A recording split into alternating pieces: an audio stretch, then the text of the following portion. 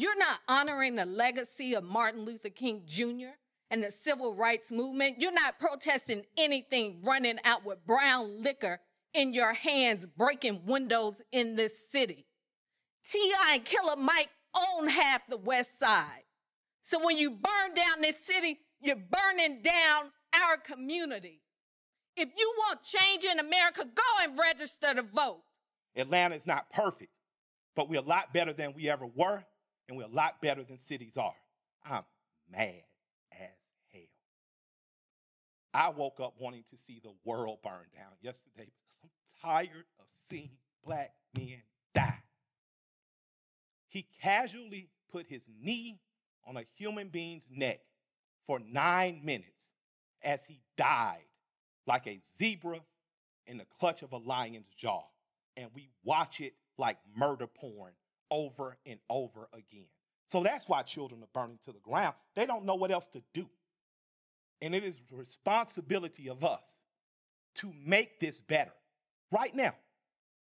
A wise man once said, the future belongs to those who are working hard today. I then asked myself the very question, what is the future of Africa? What is the future of the black continent? What is the future of the black race? My name is Osaro. I'm the author of Osaro Theory, and you are listening to Osaro Theory Podcast.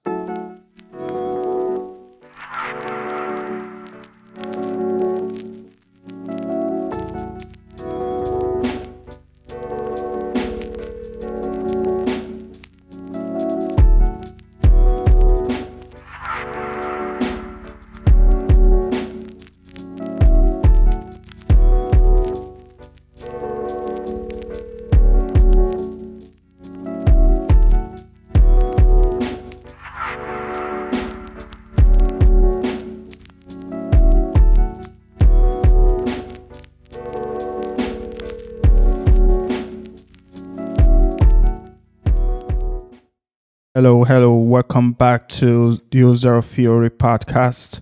My name is Sefosa, and with my co-presenter, I'm Rebecca. Thank you for having me. So, it's good to have you on this podcast. I just wanted to ask you, right? What is going on? The reason I asked is because I thought we were pretty coping with the COVID-19 situation and quarantine and a global lockdown, and then this happened. George Floyd strangled to death. What's your take on it? Well, thanks for having me. Anyway, it's a sad story. It's really a sad story to wake up after this COVID situation, like the pandemic, people in lockdown, the stress, people losing their job, unemployment rising, and then this happened again, the killing of a black man in the streets of America. Yeah. And I feel like even though we don't want to talk about it because it's still the same old story, in a way we are kind of obliged to talk about it. Does that make sense? Yeah, we can't ignore it. Yeah. No, because it's like, how can we ignore it? It's in our face. Yeah. And the way the media is portraying it, it's like you have to say something. Absolutely. Like it or not, you have to say something. So, well, it's good that you're using your platform to put a light on this issue. Then hopefully you listening, you'll get to also understand and see our view on where we stand on this issue. Yes, absolutely. Let's take a short break, and we're going to come back with more information about this guy, George Floyd, who he was and how he got to this situation. And we'll be right back.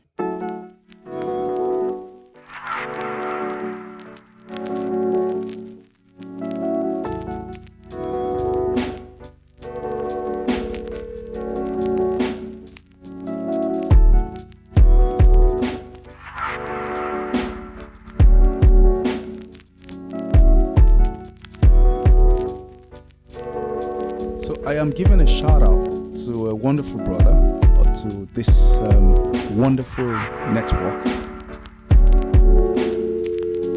Hello guys, is your man, Tim Topeolodo, preventive terrorism expert and conference speaker. This is the channel you need to tune into.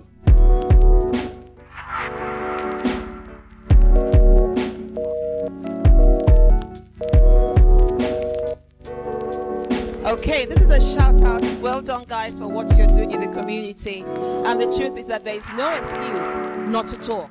There's no excuse for the African community not to come together and talk about issues that affect us. So a big shout out to you guys. Well done.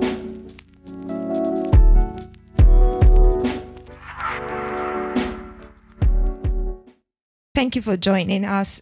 So just a brief about George Perry Floyd. He was born in October 14, 1973, and he was killed on May 25, 2020.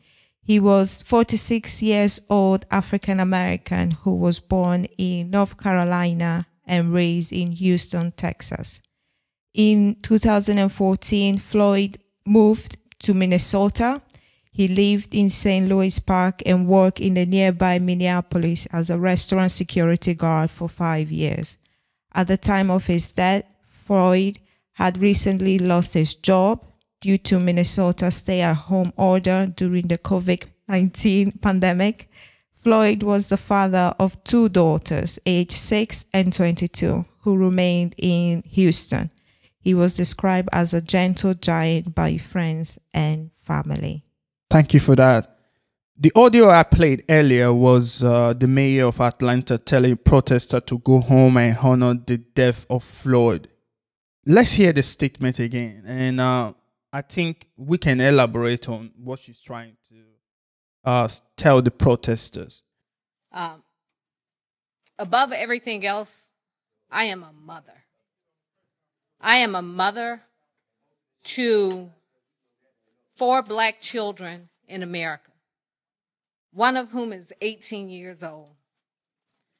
And when I saw the murder of George Floyd, I hurt like a mother would hurt. And on yesterday, when I heard there were rumors about violent protests in Atlanta, I did what a mother would do. I called my son and I said, "Where are you?" I said, "I cannot protect you, and black boys shouldn't be out today. So you're not going to out-concern me and out-care about where we are in America. I wear this each and every day, and I pray over my children each and every day. So what I see happening on the streets of Atlanta is not Atlanta. This is not a protest. This is not in the spirit of Martin Luther King Jr. This is chaos. A protest has purpose. When Dr. King was assassinated, we didn't do this to our city. So if you love this city that has had a legacy of black mayors and black police chiefs, and people who care about this city, where more than 50% of the business owners in Metro Atlanta are minority business owners. If you care about this city, then go home and pray that somebody like Reverend Beasley will come and talk to you and give you some instructions on what a protest should look like and how you effectuate change in America. This police chief made a video on yesterday, pull it up on YouTube, where she said she was appalled to watch the murder of George Floyd. This woman did that. You're not honoring the legacy of Martin Luther King Jr. and the civil rights movement. You're not protesting anything running out with brown liquor in your hands, breaking windows in this city. T.I. and Killer Mike own half the West Side. So when you burn down this city, you're burning down our community. If you want change in America, go and register to vote. Show up at the polls on June 9th. Do it in November. That is the change we need in this country. You are disgracing our city. You are disgracing the life of George Floyd and every other person who has been killed in this country. We are better than this. We're better than this as a city. We are better than this as a country. Go home. Go home. That was quite emotional. And what's your take on it? Do you think the protesters that are looting stores in black communities, do you think they're doing this protesting for George Floyd? Honestly speaking, I believe that there is something more than just George Floyd. There's something beyond that. Of course, the people are angry. Of course, but if you see the way the media is portraying and putting in people's face, and the words that the media is using, attack, joking, Blackman, these are all provocative words. Absolutely, but that is what actually happened. Trigger people to act. Well, it's a protest. What's your take? I honestly don't support the idea of looting stores in black community. Like we heard the mayor saying, they're burning down their own communities. And I don't think that's the best way to, to demand for change in the system. Yeah. So I don't understand the looting and the burning. Of course, justice needs to be served, but it can't be in the means of looting and burning down stores. What is the right thing to do? What's your opinion? What's your view on this? I think people have to rely on the system and wait to get justice instead of burning and looting down stores. Because at the end of the day, they are not burning the police office house or stores. Yeah. They're burning their own community. Yeah. So we can't say this is the best way to ask for change. We can't say it's the best way to demand justice by burning down your own community. Yeah. Like you can hear the mayor saying that this is not honoring the death of George Floyd. Yeah. Even when Martin Luther King died, Yeah. there was never such thing. Yeah. So I don't think it's the right approach. Yeah. But I can understand the people are angry and they're frustrated about the system. And also, like I said before, when I started this podcast, that the coronavirus already got people in frenzy. State of mind. Yeah. Yeah. And to add this to that, it's just gonna stimulate some sort of anger and frustration in people. Yeah. So I don't agree with the protesters burning and looting, but at the same time, I think they have their freedom to protest and also to demand for justice. And so there's a lot of things that is surfacing on the internet about the protesters not coming from the city. And here's a clip that made me start to question the whole idea of the riot. Because we're supposed to be on the lockdown. Yeah. Social distancing and what have you, all these measures that the government have put in place. Yeah.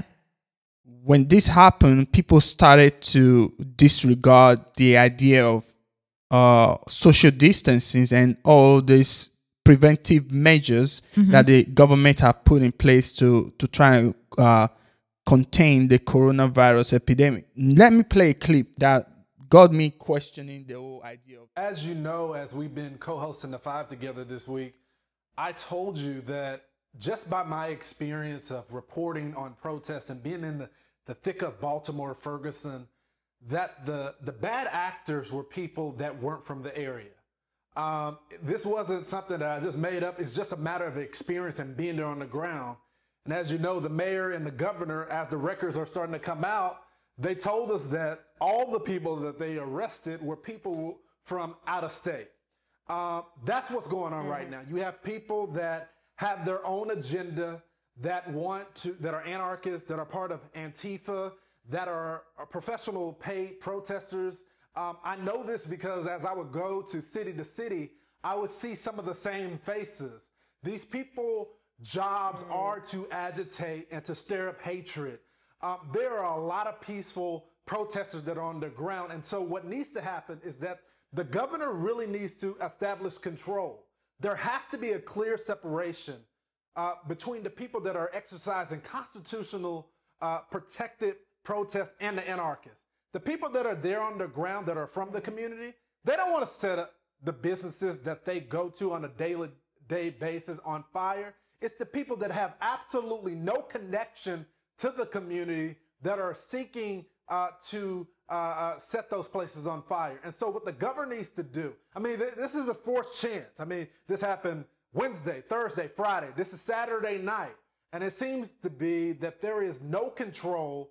There is no coordination that is taking place. And that's problematic. Please purchase the Osaro Theory at www.amazon.com, or you can download the ebook from all online bookstore. Okay. Do you know what I think about all this? I think it's going to lead to something bigger. Yeah. This morning I was reading the headline of London Times saying there's a protest in London. And I think it's going to lead to something bigger, something scarier than we ever seen before. So I think both blacks and white, it's time for us to come together and understand that we are the same people. At the end of the day, I just want to say that, and I don't know what you have to say on this, but I think it's because if the protesters are not from the city, that makes you question the whole idea of the riot, because we're supposed to be on a lockdown. Yeah.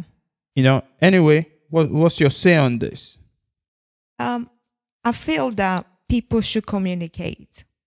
People should tell each other the truth about themselves.